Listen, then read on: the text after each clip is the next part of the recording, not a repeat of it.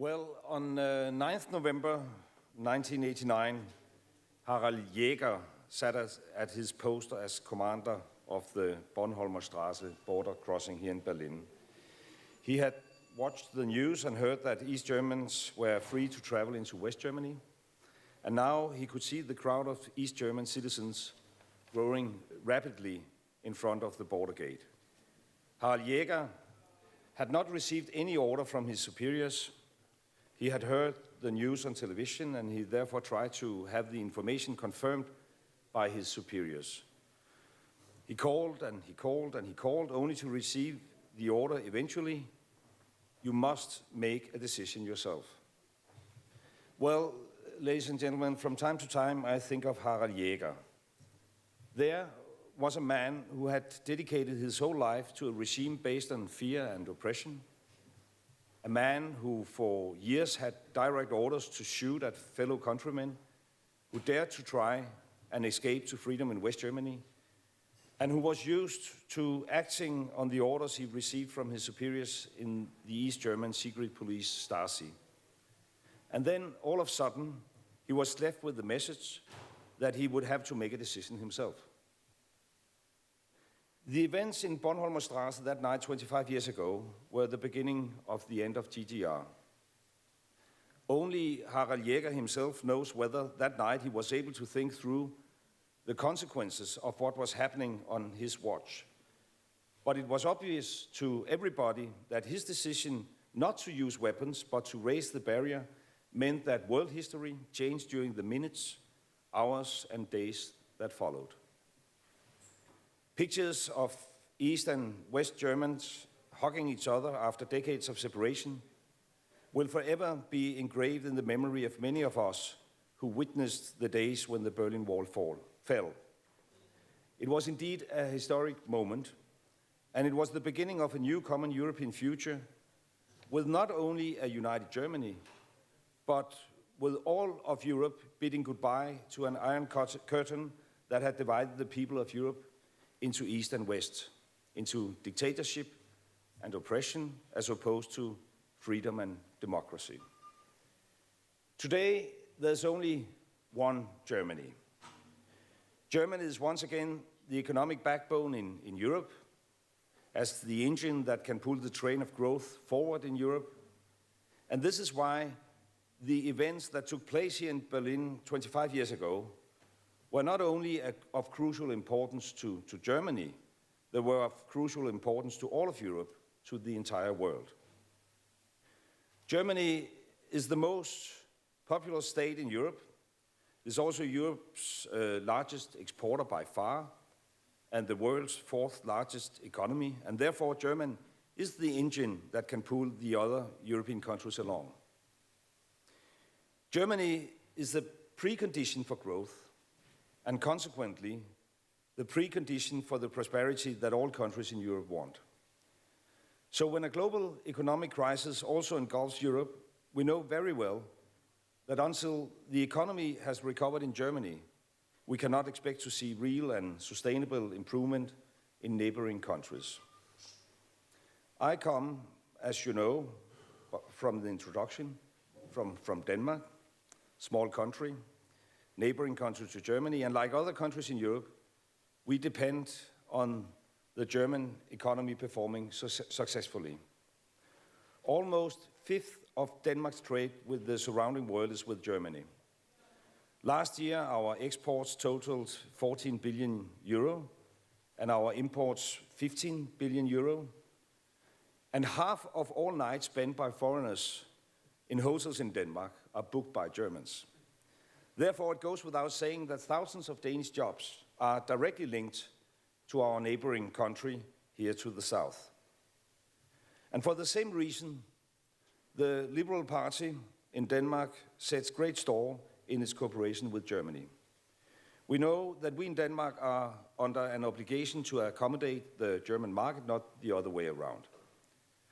Therefore, for decades, German has been offered as the second foreign language after English in Danish schools.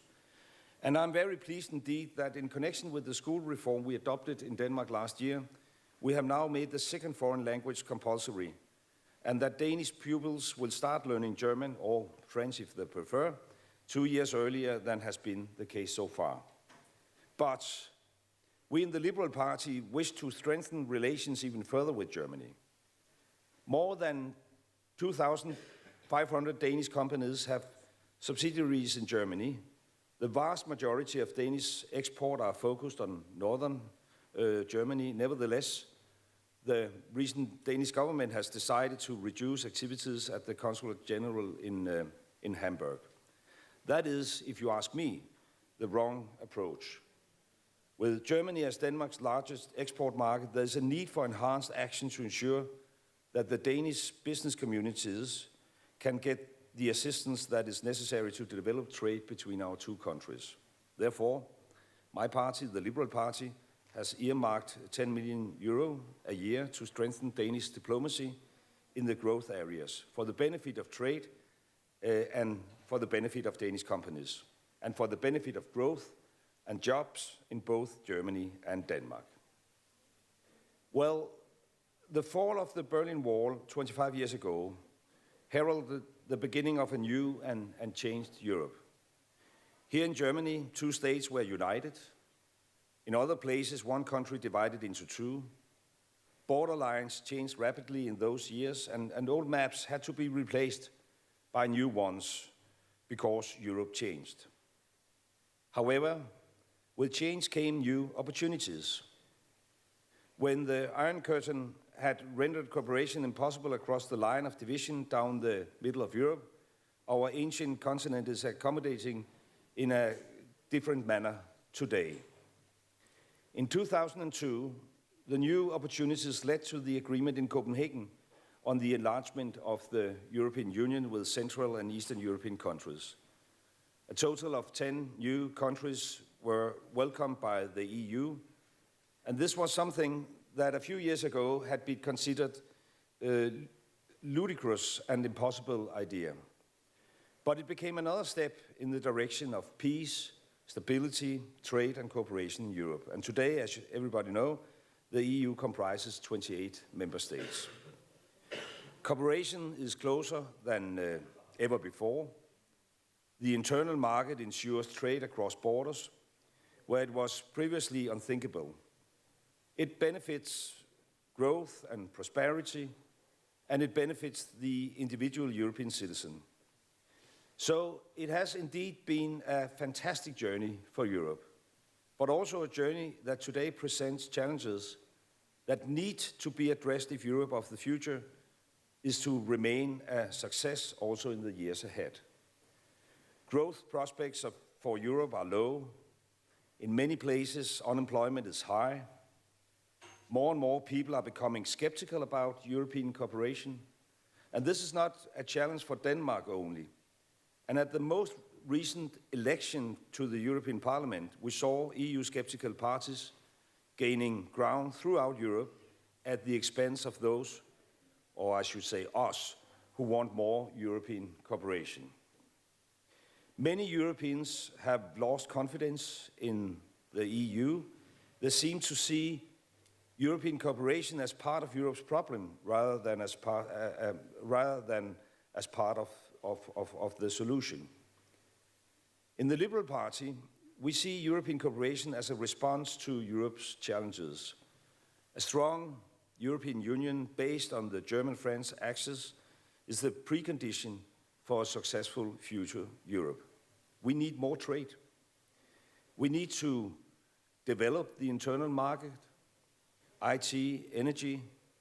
We support the wish for free trade agreements with the US and Japan, free trade agreements that have the potential to boost the EU's overall economy by 2% and create 2 million new European jobs.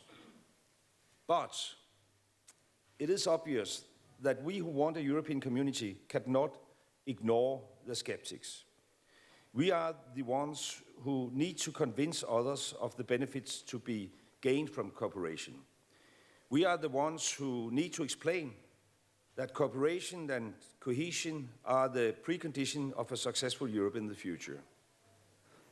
And therefore, it is necessary to strike some kind of balance. A balance where the EU stands guard over the member states and tackle the obvious challenges which the desire for increased cooperation entails. The internal market is envisaged as a measure to make it easier for European companies to do business with each other. The internal market is meant to give European labour freedom of movement across borders. Workers are not to be tied to a job in their home countries if the tasks are somewhere else. But the EU internal market was not meant as an exchange of social benefits. And the skeptics are handed easy arguments if we do not together put an end to what is described as welfare tourism. We must ensure that the intention of the free movement of labour cannot be abused to collect social benefits across member states' borders. So I'm definitely in favor of the freedom to move, but not the freedom to claim. Well, 25 years ago, Harald Jäger witnessed world history unfold before his eyes from his post in Bornholmer Straße. Since then, the world has changed. And going for a walk here in Berlin, it is impossible to understand that where we today see a long, long line of couples, there once stood a wall dividing East and West. Today, we are gathered here to recall what we bid goodbye to 25 years ago. We recall that freedom and democracy proved victorious because the people would not live in fear and oppression. When I arrived in Berlin yesterday evening, I was reminded of a previous visit, the evening of the 2nd of October, 1990. And I still have my old passport with an entry stamp GDR, 2nd October, and an exit stamp the very next day, Germany. When I traveled down through Europe, I still remember what it was like to arrive at a border post between an eastern and western country. I remember the barbed wire, the watchtowers, the uniforms and the machine guns. I remember the car queues, the border barriers that were raised and lowered. And I remember the insecurity and my straight back when a border soldier or officer looked into my car. Europe has come a long way, a very long way since then. And history never repeats itself in quite the same way, fortunately. But sometimes we forget to learn enough from what have happened in the past, and we take things for granted. I hope that Europe will never be divided into East and West again. I hope that together we will be able to continue the work towards securing a Europe based on cohesion and cooperation, for the benefits of peace, for the benefits of freedom, for the benefits of democracy. And I can promise you that I will do what I can to ensure that there will never be a need for watchtowers and border barriers again. I will do what I can to achieve closer cooperation, and I will do what I can to ensure that freedom and peace will prevail for the benefits of all. Thank you very much for your attention.